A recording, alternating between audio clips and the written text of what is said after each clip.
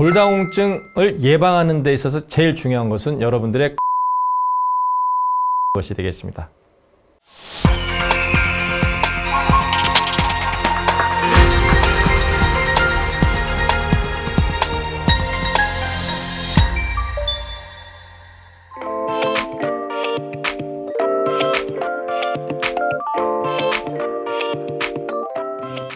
안녕하십니까. 연세본 정형외과 원장 이재만입니다. 이렇게 강남구에서 마련한 강남구 주민들을 위한 건강 사이다를 통해서 여러분들과 정형외과적으로 꼭 필요한 건강 상식과 또 여러 좋은 정보들을 같이 공유할 수 있는 시간을 갖게 돼서 정말 개인적으로도 영광입니다.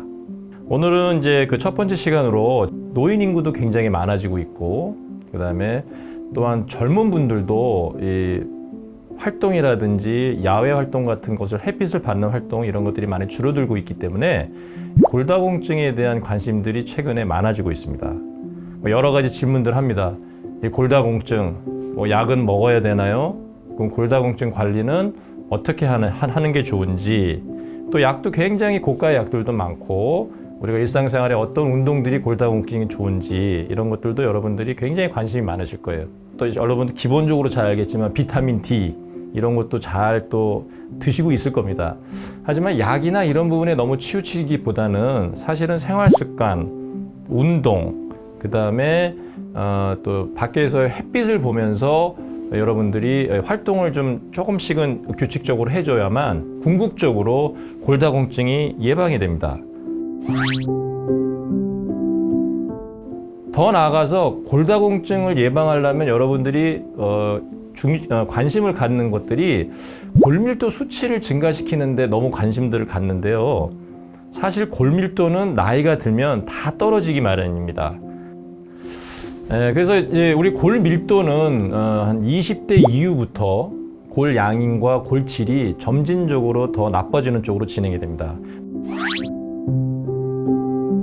그래서 골다공증 치료에 있어서 사실 키포인트를 골밀도만 증가시키는 여러 약이라든지 이런 부분들의 포커스를 너무 맞추게 되면 실질적으로 골다공증을 왜 예방해야 되는 그 근본 질문에 대해서 좀 멀어지는 경향이 있습니다. 여러분들 골다공증 관리를 왜 하시죠? 골다공증 관리의 궁극적인 목적은 뼈가 부러지지 말게 하기 위함입니다. 자, 여러분들 뼈가 부러지는 것이 그러면 과연 골질의 양과 골 밀도의 양을 증가시키면 무조건 뼈가 부러지지 않을까요? 그렇지 않습니다. 나이가 들면서 골질의 양이 약해지고 골 밀도가 떨어진다 하더라도 여러분들이 넘어지면서 운동 능력이나 이런 것들이 그 또한 나이가 들면서 감소하겠지만 그런 것들이 잘 이루어지면 골절의 위험성을 줄일 수가 있는 것입니다. 그래서 여러분들이 너무 골다공증에 있어서 골밀도를 높이는 쪽에만 관심을 갖지 마시고 내 몸을 건강하게, 또 내 몸이 나이가 들면서 너무 살이 쪄가지고 둔해지거나 이런 것들을 막기 위해서 계속적으로 운동을 해주시고, 또한 비타민 D를 약으로 먹는 것도 중요하지만 비타민 D가 피부를 통해서 자외선을 통해서 활성화되기 위해서는 여러분들이 규칙적으로 하루에 10분, 20분 정도는 여러분들이 노력하는 게 사실은 골다공증에서 치료에서 제일 중요합니다. 여러분들이 낙상이라든지 또 넘어질 때 여러분들 몸을 잘 보호할 수 있도록 여러분의 기본적인 움직임이라든지 운동선수처럼 운동을 잘할 필요 없습니다. 몸을 좀 약간 날래게 만들어 주시는 게 여러분들의 골다공증 치료에 있어서 건강 사이다가 될 수 있다고 저는 믿습니다. 간단하게 이제 서론에서 많은 얘기들을 드렸는데요. 좀 정리를 해서 좀 말씀을 드려보겠습니다. 이 골다공증이라는 것은 여러분들 이제 그림이 나가는데요. 보시다시피 이렇게 골 밀도가 이렇게 사진을 보시면은 이렇게 숭숭숭숭 구멍이 나 있는 어떤 이런 부분들이 골다공증입니다. 골의 어떤 골량이 떨어진 거죠. 그렇게 되면 조금만 우리가 충격을 줘도 골절이 일어날 수밖에 없는 것입니다. 골다공증은 여러분들 그림 보시는 것처럼 빨간 화살표에 지금 나오고 있지만 골 밀도가 이렇게 느슨해지는 겁니다. 단순히 이런 상황만 나타나는 게 아니라 저렇게 돼서 골절의 위험성이 증가되는 그런 전체적인 상태를 우리가 골다공증으로 정해 볼 수 있겠습니다. 이 골다공증은 여러 가지 폐경이라든지 노화로 여성분들은 발병이 되고요. 가장 또 그 원인한 세 가지 정도로 정리해 보면 생활 습관 및 식습관으로 인한 칼슘 공급이 부족된다든지 유전적인 소인 등 같은 것들이 있어서 사람들마다 좀 틀리지만 칼슘이 많이 소실된다든지 골다공증으로 유발하는 약물 같은 것을 이렇게 복용함으로 해서 생길 수 있는 것으로 돼 있고 결국은 노화 현상으로 볼 수가 있겠습니다. 골다공증 진단에서 여러분들 많이 해보셨을 거예요. T-스코어라는 게 있습니다. 이것은 킬로그램이라든지 미리그램, 센티미터 이런 것처럼 정해져 있는 어떤 계량적인 수치가 아니라 우리가 정상적인 사람들과 비교해서 나의 골밀도 성적이 몇 퍼센트에 있느냐를 나타내 주는 겁니다. 그래서 다시 얘기하면 마이너스 2.5 미만이라는 것은 그 젊은 어떤 그 정상적인 그룹에 있는 골밀도 양과 내 양에 비해서 내가 마이너스 2.5이라는 통계적인 그 수치 벗어나 있다. 그러니까 한 90% 이상 밖에 있는 상황을 나타냅니다. 내가 그만큼 성적이 정상인에 비해서 떨어져 있는 겁니다.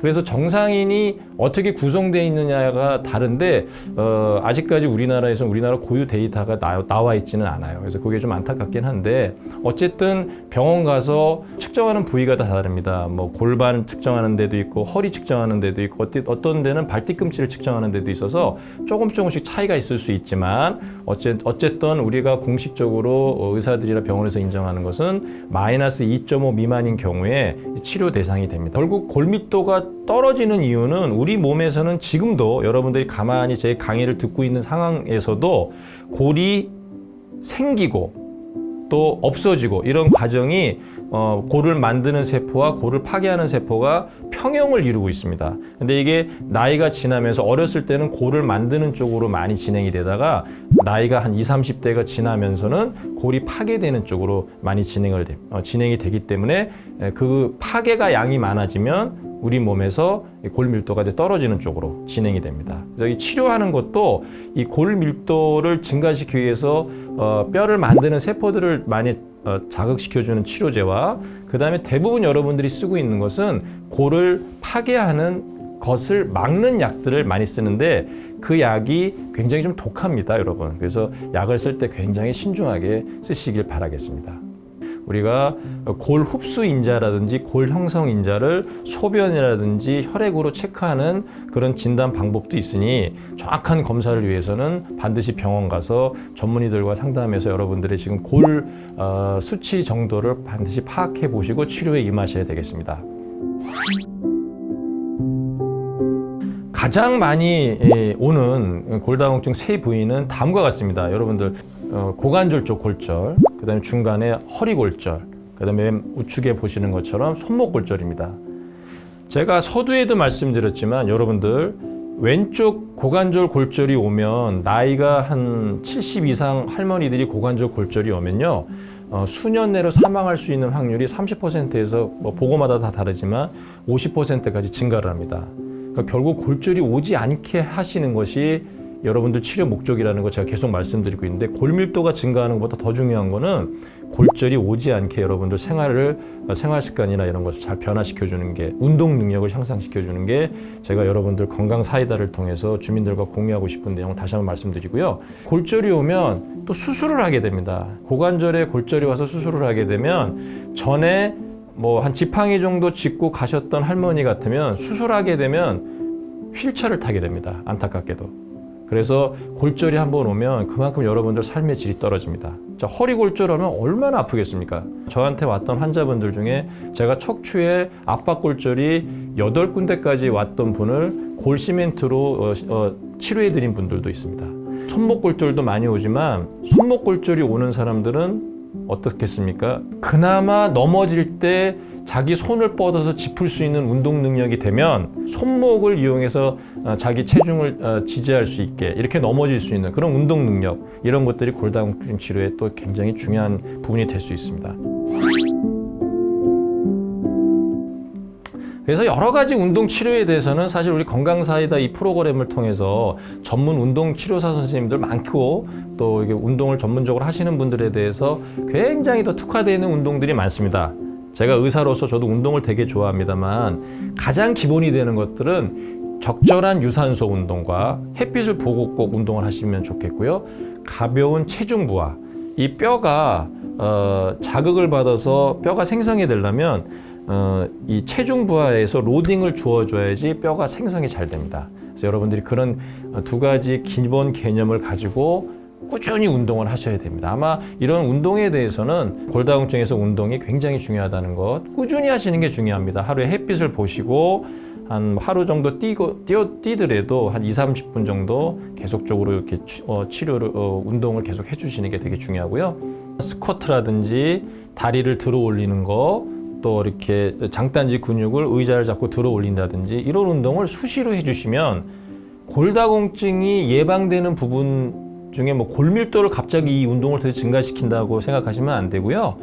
뼈를 위해서는 여러분들 이 근육을 잘 운동을 시켜서 여러분들이 운동 능력이 증가해야 나중에 넘어지더라도 또 어떤 위험에 있어서 골질이 떨어진 상태라도 우리가 골다공증 치료의 근본 목적인 골절 예방을 할 수 있다는 거 여러분들 반드시 명심했으면 좋겠습니다.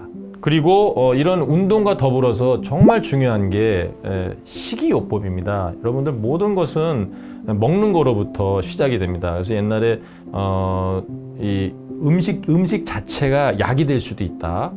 이렇게 여러 표현들을 우리 선조들이 하고 있는데요. 칼슘을 그냥 무조건 약으로 뭐 1500mg, 뭐 비타민은 400IU, 요즘은 또 고농도 비타민들을 많이 얘기하시는 선생님들도 많고요. 다양하게 나오지만 잘 드셔야 됩니다. 그리고 당연히 과도한 음주 같은 거 삼가하시고 금연, 또 카페인 같은 것들을 많이 드시면 이게 칼슘을 좀 많이 빠져나가게 합니다. 그래서 염분 섭취 이런 것들도 칼슘 소실에 문제가 되기 때문에 또 이런 기본적인 식이요법은 전에 우리 황덕원 원장님께서도 여러분들과 건강사이다를 통해서 비만 이런 부분들을 좀 얘기하고 계신데 거의 유사합니다. 우리 황인종 같은 경우에는 좀 더 피부 노출을 더 많이 시켜도 비타민 D가 활성펌이 돼서 칼슘 대사에 용이하게 만들 수 있습니다. 그러니까 여러분들이 운동을 좀 많이 하시고 아주 기본적인 식이요법은 제가 얘기 안 해도 여러분들 주민들 많이 아실 겁니다. 이렇게 해서 식이요법을 잘 하시는 게 골다공증 치료의 또 근본이 됩니다.